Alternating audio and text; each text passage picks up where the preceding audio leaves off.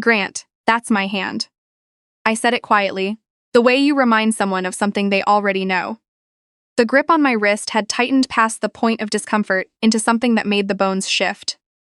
300 people in the ballroom and not a single one of them moved. They just watched. We were at the Whitfield Foundation Gala at the Plaza Hotel, Grant's annual signature event, a fundraiser for pediatric cancer research. My name was on the invitation as co-host. I had spent 4 months coordinating the auction items, the seating arrangements, the florals. I'd personally called 14 donors to confirm their paddle numbers. I was wearing a midnight blue gown I'd had altered twice to fit right. My mother's gold locket sat at my throat, as it always did. And I was ruining everything, apparently, by existing in the wrong place. Felicity Harmon had walked into that ballroom 40 minutes earlier, like someone returning to a country they'd been exiled from. 12 years. Grant had dated her all through college, and when she left him for a tech job in Seattle right after graduation, something in him had gone quiet and stayed that way. He never mentioned her. Not once in 6 years of marriage. But the second she appeared at the top of those marble stairs in a white sheath dress, every muscle in his face rearranged itself into something I didn't recognize. I'd been carrying auction cards toward the display tables when I saw it happen. I set the cards down. I walked over to stand beside my husband, because that's what you do. Felicity, he said. His voice was soft in a way it hadn't been with me in longer than I wanted to count. I didn't know you'd be here. The Hargrove family invited me. She smiled at me, clean and practiced. You must be Grant's assistant. I waited for him to correct her. He didn't. The silence stretched out 4, 5, 6 seconds. In that silence, I understood something I had been carefully not understanding for a long time. I extended my hand. I'm Mara, Grant's wife. Felicity's smile didn't waver. Oh, of course, how lovely. The conversation moved on. Grant moved with it. I stood on the edge of the circle that had quietly closed around him and Felicity, watching him laugh in a way he hadn't laughed with me in years. When I finally touched his elbow and said, quietly, "The auction's starting, I think you should open." He looked at me with an expression I can only describe as inconvenience. He took me by the wrist and pulled me 3 steps away from the group. Don't do this, he said, low, controlled. I'm not doing anything. The opening remarks. You're making this about you. His grip tightened. Felicity has had a very difficult year. Her company failed. Her father died in August. She needs support tonight. The least you can do is not make a scene. I said 2 sentences to her. You said them with that look. He leaned in. Fix it. Someone nearby glanced over. I saw a woman in red look away too quickly. Grant. I kept my voice completely level. You are hurting my wrist. He let go. The way he let go was worse than the holding. A quick release, like I was something he was setting down in a hurry. Then he went back to Felicity without looking at me again. I stood there for a moment. Then I went to the coat check, collected my wrap, and walked out. On the sidewalk outside the plaza, the October air hit me like cold water. I was shaking, and I couldn't entirely tell if it was the temperature or something else. I'd been feeling wrong for 2 weeks, tired in a way that sleep didn't fix, nauseous in the mornings, privately alarmed in the way that you are alarmed when your body starts speaking a language you weren't expecting. I hadn't said anything to Grant. I had an OB appointment scheduled for the following Thursday. Just to be certain. I hailed a cab. I didn't go home. At New York Presbyterian, they brought me back to triage within 15 minutes. The intake nurse asked if my husband was coming. I said no. She nodded without comment and handed me the clipboard. The doctor on call was named Dr. Vasquez, and she told me clearly, without softening it unnecessarily, that I was approximately 8 weeks along, and that what I'd noticed on the ride over was a significant concern. She recommended immediate monitoring, progesterone support, and complete rest. She asked if I had someone who could come stay with me. I told her I'd call a car. She looked at me for a moment. That specific look that doctors give when they've processed too much human suffering to waste time on what they can't change. And she filled out my discharge papers. I sat in the waiting room in a borrowed hospital blanket over my gown for the better part of an hour. I called no one. I just sat under the fluorescent lights and thought about the way Grant had said, "Fix it," like I was a malfunctioning piece of equipment he was tired of dealing with. I thought about 6 years. About the dinner parties where I introduced myself and he didn't bother. About the vacations planned around his schedule. The friendships I'd let drift because his world was so large and so consuming that mine had slowly been absorbed by it. I thought about the baby he didn't know about, growing quietly in my body, while he stood in a ballroom, being charming, for a woman who hadn't seen him in 12 years. I didn't cry. I had done my crying for this marriage somewhere around year 3, in the powder room of a charity event in the Hamptons, and I had understood even then that I was running a kind of tab. At 1:30 in the morning, I took a car back to our apartment on Central Park West. Grant wasn't home. I changed out of the gown and hung it carefully in the garment bag. I sat on the edge of our bed in the dark for a long time. Then I opened my laptop.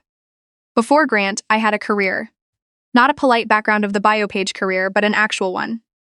I'd spent 4 years at MIT developing enzyme-inhibiting compounds with applications in oncology drug development. My first patent was filed when I was 26. By the time Grant and I married, I held 11 patents under my maiden name, Dr. Mara Cross, and my licensing portfolio had been structured into a private trust by my father, a retired pharmacology professor who had done the thing wise fathers do. He protected my independent assets before I was ever in a position to give them away. Grant knew I had worked in research. He'd never asked what that meant. He was building Whitfield Pharma into a billion-dollar company. I was managing the household, attending his events, representing his interests. I had kept my consulting work quiet, remote, under Dr. Mara Cross, because it was mine, and because it had never seemed relevant to bring up. Here is the thing Grant didn't know. 3 of Whitfield Pharma's flagship oncology drugs were built on compounds licensed from my portfolio. His legal team sent quarterly payments to the Cross Biochemical Trust. The woman receiving those checks was the same woman who arranged his calendar and made sure there were fresh flowers in the foyer. I opened my licensing dashboard. I looked at the termination clauses. I sat in the dark and I thought, if he doesn't come home tonight, I know everything I need to know. He didn't come home. I had my OB follow-up at 9 the next morning. The ultrasound was quiet in a way that meant something. The doctor used the word non-viable. She gave me options and time and a referral. She asked if my husband could come in to the next appointment. I said he was traveling for work. She understood. They always understand. I signed the paperwork alone. I scheduled what needed to be scheduled. I took the folder of medical documents home and set it flat in the center of the kitchen island, where the morning light would find it. Then I went to the bedroom. I unclasped my wedding ring, platinum, round cut, 3 carats, chosen by Grant without asking what I liked, and I set it down on top of the medical folder.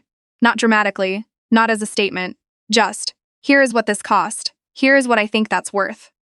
I packed my old duffel bag from grad school, clothes, my laptop, my passport, my mother's locket, 15 minutes. I left the apartment. I didn't look back from the elevator, not because I was performing composure, but because there was genuinely nothing I needed to see one more time. I flew to Boston that afternoon. Petra had been my lab partner at MIT before she built her own biotech consulting practice in Cambridge, and she was the only person I completely trusted. She picked me up at Logan without asking a single question, looked at my face, and said, "You're staying with me." "A few weeks," I said. "As long as you need," she said.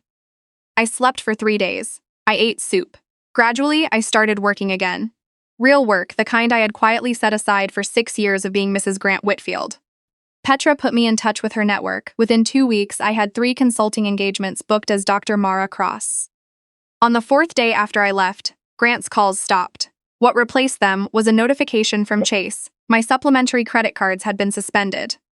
2 days after that, a certified letter arrived at Petra's address, informing me that my personal account had been restricted pending a marital asset review. The letter was politely worded and completely clear in its intention. He was cutting off my options. He thought I had no others. I forwarded the letter to James Okafor, my patent attorney of 9 years. "He's not going to enjoy what happens next," James said. "I know," I said. James sent a formal notice to Whitfield Pharma's legal department. The Cross Biochemical Trust was exercising its contractual right to terminate all active licensing agreements, effective 30 days from the date of the letter, per Section 12(b) of each agreement. No renewal, no discussion. Grant called 9 minutes later. "What did you do?" Not a question. "Good morning. Mara, those agreements cover 3 core products. You understand what 30-day termination does to our supply contracts? Do you understand what happened to me the night of the gala? Silence. Come home, he said, quieter now. We'll sit down and talk. I'll remove Felicity from any advisory role. I'll make whatever adjustments you need. But you have to stop this. The termination notice stands. James will be in touch. I hung up. Harold, Grant's uncle and the board's senior director, called me the next morning with the particular brand of measured patience that powerful older men use when they want you to know they're doing you a favor by staying calm. Mara, you're being destructive. Grant made a mistake. But the company has 3,000 employees, and you are doing real damage. Harold, I said, did Grant tell you that the Cross Biochemical Trust belongs to me personally? A pause. I'm sorry? The patents Whitfield Pharma has been licensing for 4 years. They're mine. I filed the originals before I ever met Grant. The trust has always been mine. I kept my voice pleasant. He didn't mention that when he asked you to call me? Harold didn't call back.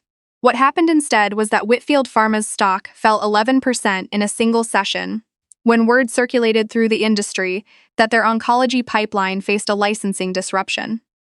The Wall Street Journal ran an item. Bloomberg followed. Grant put out a statement about active renegotiation with IP partners. His PR team was working very hard. Petra showed me the chart over coffee. Active renegotiation, she said. He always liked that phrase, I said. The Bio International Convention was in Chicago in June. I'd been invited to present on enzyme inhibition methodology, as Dr. Mara Cross, whose portfolio had spent the past several years becoming something other researchers built on. I hadn't attended in years. I went. I didn't know Grant would be there until I saw Whitfield Pharma listed as a platinum sponsor on the conference app. I noted it and moved on. My panel was in the main hall, 400 people, give or take, researchers, investors, company executives. I spoke for 35 minutes. When the moderator introduced me as one of the most significant contributors to small molecule oncology intellectual property in the country, the applause was the kind that comes from rooms full of people who actually understand the work, and there is no other applause quite like it. I was crossing the lobby toward the elevator when I heard him say my name. Grant was standing near the registration area. He had his name badge and his conference tote, and he looked like a man who had not slept well in several weeks.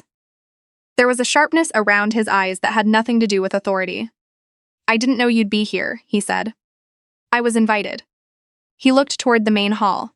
The presentation. Dr. Cross. He paused. How long have you been? How long has the trust been yours? Since I was 26. You never told me. You never asked about my work. I said it without anger, because I had left the anger somewhere in Boston and hadn't missed it.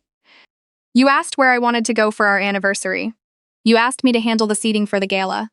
You asked me to smile at people and represent your interests. You never once asked what I did before I was your wife.